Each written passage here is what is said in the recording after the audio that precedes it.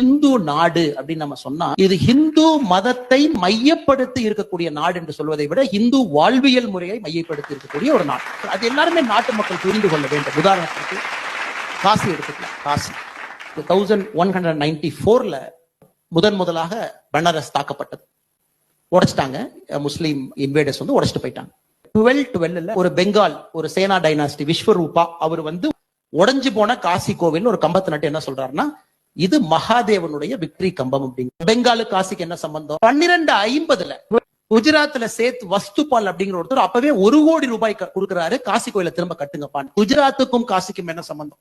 1276 Hoysala king கர்நாடகால வீர நரசிம்மா 2 கர்நாடகால ஹெப்பாலே அப்படிங்கிற ஒரு கிராமத்தை எழுதி வைக்கிறாரு. இந்த கிராமத்திலிருந்து வரக்கூடிய வருமானம் சவுத் இந்தியால இருந்து இசியா டாக்ஸ் நான் கட்டுறேங்கிறார். காசி ராஜாவுக்கும் ஹொய்சலாவுக்கும் என்ன சம்பந்தம்? இன்னைக்கு நாம சீக்கியர்கள் அவங்க வந்து ஹிந்து சீக்கியர்கள் பேசுறோம். மகாராஜா ரஞ்சித் சிங் போய் கோல்டு பிளேட் அடிக்கிறார். மராட்டி ராணி அகில்யபாய் ஹோல்கர் 300வது பிறந்த நாள் விழா நம்ம கொண்டாடி கொண்டிருக்கின்றோம். அவங்க திரும்ப அந்த டெம்பிளை கட்டுறாங்க.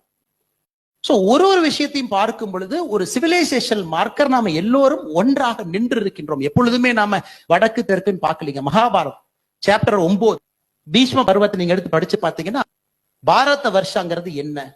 250 நாடுகள் இருக்கக்கூடிய பாரத் வருஷா. சோளாங்கிற வார்த்தையை பயன்படுத்துறாங்க மகாபாரதத்துல, திராவிடாங்கிற வார்த்தையை பயன்படுத்துறாங்க, உத்கல் வார்த்தையை பயன்படுத்துறாங்க, கிர்கிஸ்தான் லொகேட் பண்றாங்க, கஜாகிஸ்தான் லொகேட் பண்றாங்க. 250 நாடுகள் அடையாளப்படுத்துறாங்க.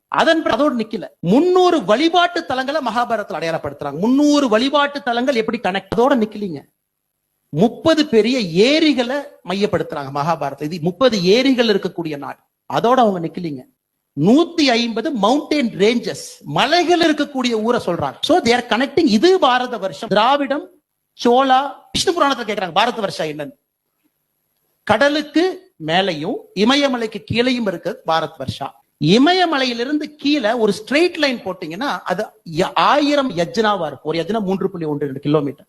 3120 கிலோமீட்டர் ஸ்ட்ரெயிட் லைன். எங்க சொல்றாங்க? விஷ்ணு புராணத்துல சொல்றாங்க. சோ இன்னைக்கு யாராச்சும் உட்கார்ந்துகிட்டு வடக்கு தெற்குன்னு சொன்னாங்கன்னா அவங்க பெரிய முட்டாள்கள். காரணம், இவ்வளவு சரித்திரம் நம்முடைய நாட்டில் இருக்கு, இவ்வளவு விஷயங்கள் இருக்கு. விஷ்ணு புராணத்திலிருந்து மகாபாரதத்திலிருந்து ஒரு காசி அப்படிங்கிற ஒரு வழிபாட்டு தலத்தை இவ்வளவு சொல்ல முடியும். இத்தனை பேர் இருந்தாங்க.